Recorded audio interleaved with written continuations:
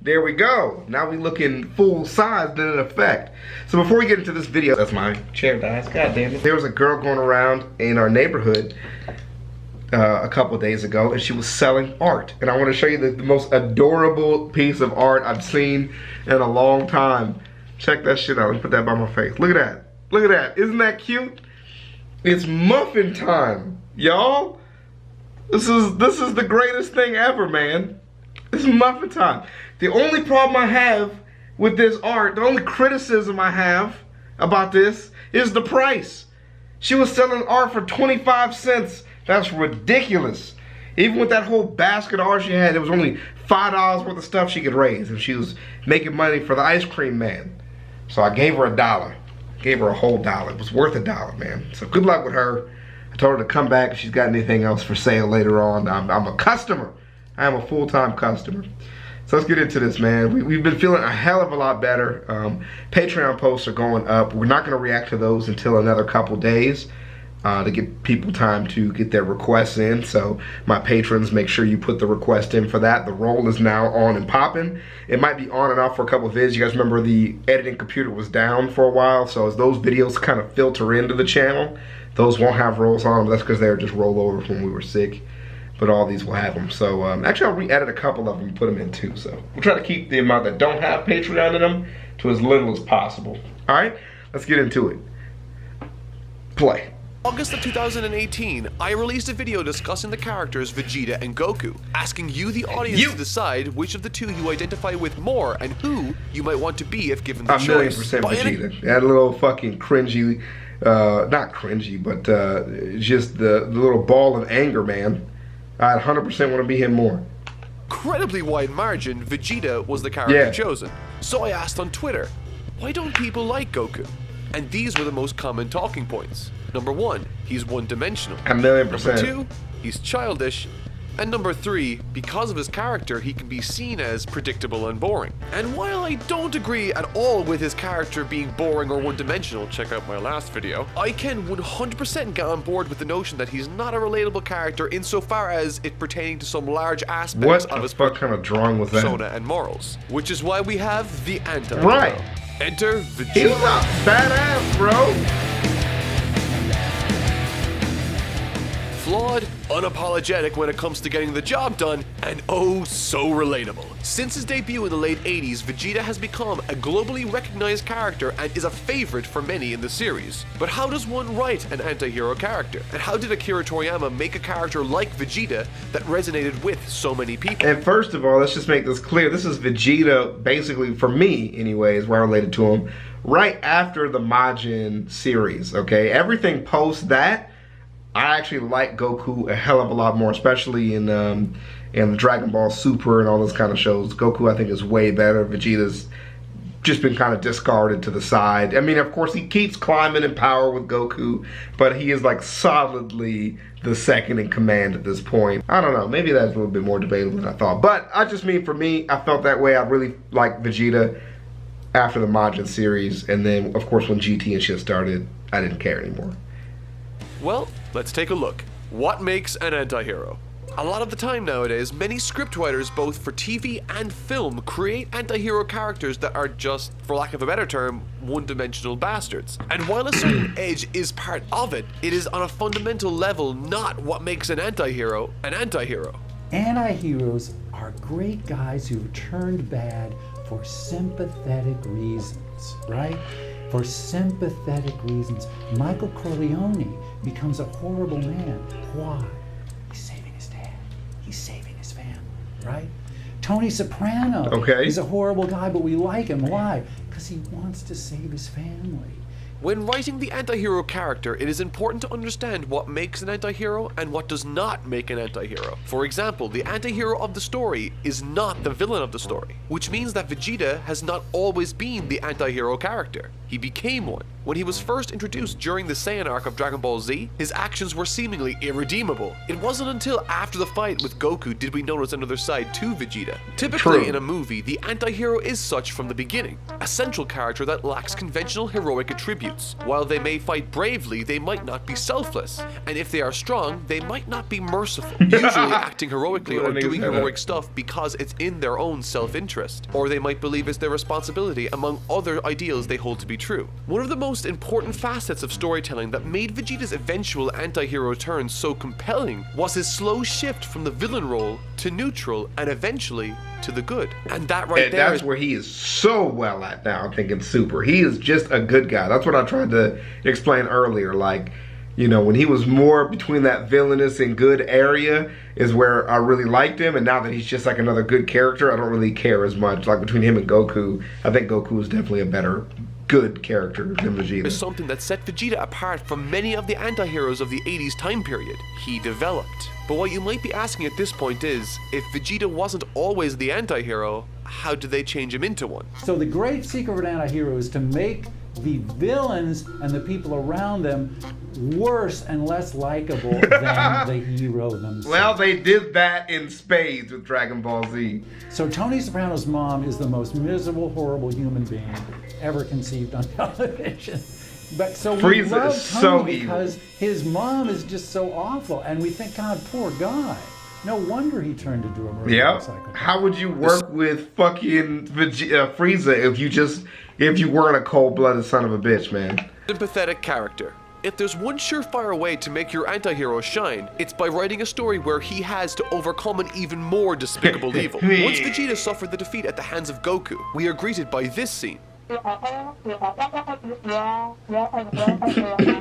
Third-class monkey. While not taking anything to heart, we got our first indication that Vegeta might not be the top dog, Exactly. and at one point perhaps suffered ridicule at the hands of his superiors. That's relatable. And that creeping sense of sympathy is made even more palpable with the introduction of Frieza. As I said before, an anti-hero can be ruthless and merciless. He does not need to be selfless and merciful, but the audience does need to sympathize with him on some level, and he needs to be juxtaposed to a more severe evil. In the case of Vegeta, despite being a seemingly irredeemable character when he was first introduced, slowly the story fed us more and more information about why he is the way he is, how his allies see him, how his superiors betrayed him, and what life growing up in subjugation must have been like.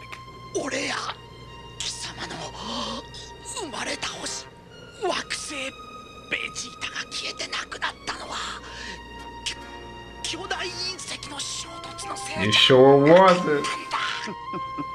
It was that Frieza did it.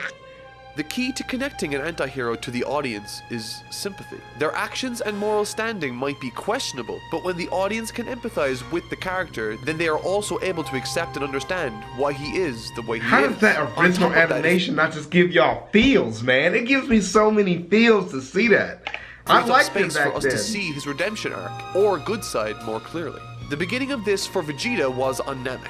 His escapades, ducking and weaving around Frieza's men as he tried to get the Dragon Balls for himself, was always a joy to watch. And it was so because we knew he was the lesser of two evils and had a common enemy with our heroes, which led to this. That might be a fun moment to look back on, but it was also the very first time Vegeta's actions coincided with what the main cast of good guys wanted. And from that moment on, Vegeta had cemented himself as an anti-hero, fighting, albeit begrudgingly, alongside the rest of the Earth's fighters, even going so far as to heal Goku before the impending Frieza attack. Which lasted so many episodes, bro. Goku was in that goddamn tank for the better part of my 9th birthday. I don't know what year it was, I'm just saying. All of that played into another aspect of Vegeta that made his anti-hero so successful and, more importantly, compelling. He is an active character that drives the story forward. If you have a full character that's real, that you've created, and then you put something in front of them, in a way they will begin to write the movie, because you know how they're going to react to whatever you put in front of them, because they're now these dimensional characters, as opposed to let's have this happen, let's have this Right, happen, let's right, have right, this right. happen. Which And so just many people don't really. make sure that they do these things that I've preordained. And I think that's what creates a feeling of artifice, or you've seen it all before, or boring, I think. Vegeta is a compelling character because instead of waiting for the story to happen to him, which would be a reactive thing to do, Vegeta the character takes action and tries to manipulate the odds to his favor. Because of this character trait, Vegeta has caused many, many terrible things to happen, as well as the good that I've mentioned before. Regardless, because his character has an active approach to the story, we the audience find him extremely interesting to watch because he is the one that moves the plot forward. And that is immensely compelling. Opposites attract interest. Whenever things get stale in a medium, the anti-hero has frequently been the tool a new generation of artists use to escape the traps the medium's fallen into. And it makes sense. In a really reductionist way, the anti-hero is simply a rebellion against whatever the medium has established as a norm. The introduction of characters like Piccolo and Vegeta was a rebellion against what had become the norm. Dragon Ball was the story of Goku until he became a man, but the story of Goku as a man needed to be different. And so Akira Toriyama renamed this section of the series Onward, Dragon Ball Z, to reflect that it was coming to an end and to represent a change. The fuck is that drawing? Like random badass drawing. The series was taking. And to best reflect that change, the main character introduced during the initial arc of Z was Vegeta. This is a phenomenon that is observed in every single instance a certain genre gains a large amount of notoriety for a long period of time. Crime dramas were once all the rage, and so to subvert the trope of having the good guy protagonist to the genre, the anti-hero Walter White was created. A sympathetic, complicated character that was doing the wrong thing for all the right reasons. Superhero films now thrive in the box office, and so it became the perfect time to have a movie like Deadpool become a worldwide success. Now, I am by no means saying that Deadpool was successful just because of its subversion of our expectations. The film was also very well written and shot. However, what I am saying is that when a certain genre becomes stale, it inevitably gives rise to an anti-hero in that genre. The shonen genre was inundated with good boys like Goku, and so added an edge into the mix, as a main character giving rise to a whole new kind of shonen anti-hero. Whether or not Vegeta was the first in manga doesn't really matter. He is the one that has stood the test of time as the example. Don't believe me?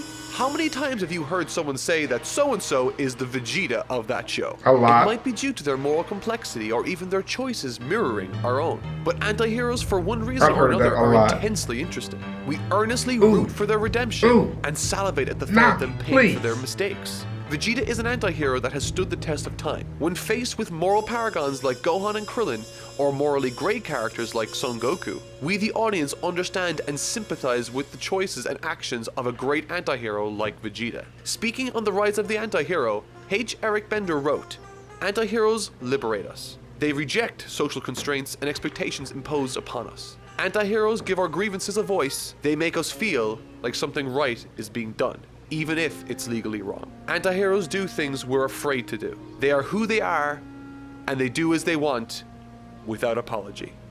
And I gotta say, for 30 minutes every week watching Dragon Ball Z, we lived vicariously through him, without apology. Thank you so much for watching. That was insane. Yeah, that was insane, Luke. Totally not Mark, man. Very good, man. So let me know what you guys think. I mean, this is not a whole lot to argue about, I don't think, about Vegeta, whether or not you just disagree with the beginning, about whether or not you, excuse me, I knew it was coming. Unless you guys just disagree about whether or not you relate to the character or not. The fact that he's an anti-hero is just a fact. I mean, it just is a fact. It's just a very well written script here in this, describing how anti-heroes are supposed to act in shows and why Dragon Ball Z does that. And it's one of those things that I kind of argue that Dragon Ball Z has a lot of issues to get into for people in the series who don't watch anime. You know, there's a lot to get over there, like power scaling being an issue. The way some of the characters interact with each other is kind of cheesy at some points.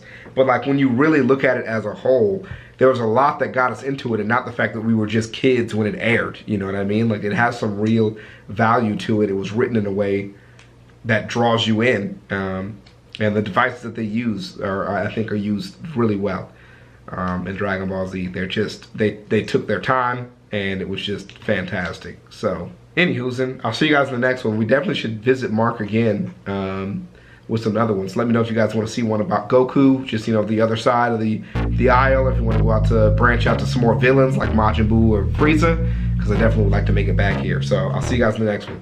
Peace. Crocs, Crocs, Crocs, Crocs, Crocs, Crocs, Crocs, Crocs, Crocs, Crocs, Crocs, Crocs, Crocs, Crocs. I'm rocking Crocs. I'm rocking Crocs. I'm rocking Crocs. Wearing Crocs, boy. I'm rocking Crocs. I'm rocking Crocs. I'm rocking Crocs. Wearing Crocs, boy. My Crocs are gold. My pops is old. My Crocs got soul. My Crocs are bold. I go to church wearing Crocs.